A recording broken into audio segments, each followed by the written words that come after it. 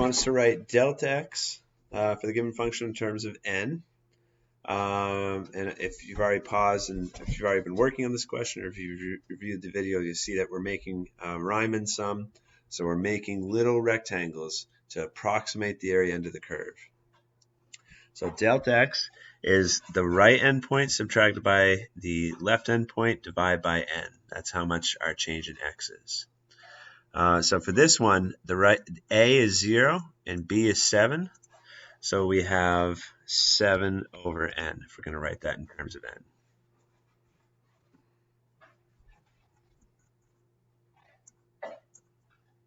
Okay, so part 2, since we're using right endpoints, the first sample x value is x sub 0 plus delta x. That's the second sample is x sub 1. Okay, so they're just saying if you're looking for the x coordinates, it depends on how long the interval is. So if like in our case, delta x was 7 over n.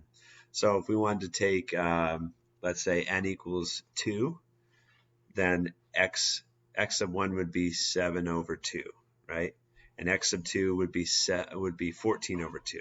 We'd add an extra endpoint to it. But the ith sample value, the ith sample x value, x sub I. So we're just repeating this pattern, right? X sub 1 is 1 delta x. X sub 2 is 2 delta x. X sub 3 is 3 delta x. So x sub I is blank delta I. So if we keep that pattern going, the subscript is always the coefficient, right? X sub 3 is 3 delta x. So x sub I is I delta x. And then to write x sub I in terms of n, well, delta x we just defined is 7 over n. So this is 7i, or here, you could write it like this. I times 7 over n. It should accept that because this is what we just said x sub I is. It's I times delta x. But instead of writing delta x, we already solved for delta x up here. It's 7 over n. Or another way of writing that is 7i over n. Either one should be okay.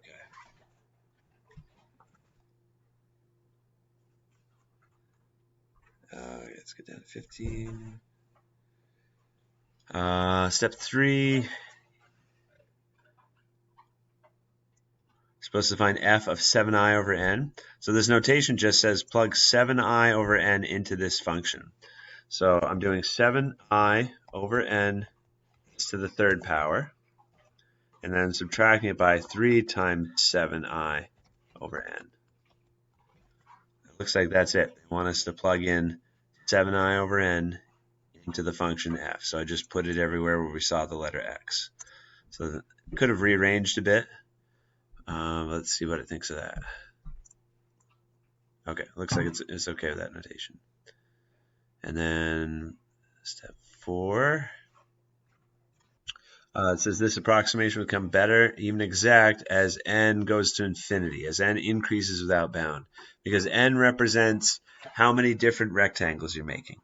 If your rectangles keep getting smaller and smaller, the error of those Riemann sums starts getting smaller and smaller.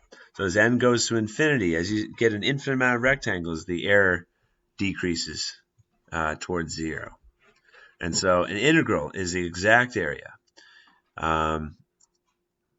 So the integral is equal to a Riemann sum with an infinite amount of rectangles. So we just need to write the expression for the Riemann sum here. And so we've already got that. F of x sub I is something they already had us do, right? This is x sub I. It's 7i over n.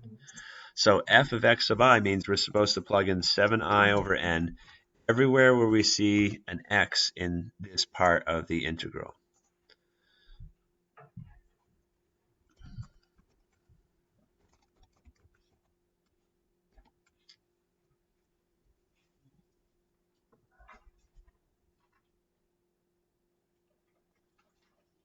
And then the formula says that we're supposed to multiply that by delta x, which we got up here. Delta x was 7 over n.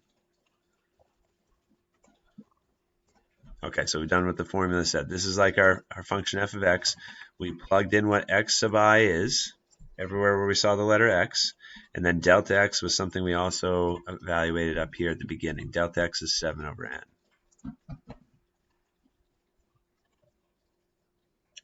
Okay, there was some simplification we could have done there, but it looks like WebAssign's fine with that.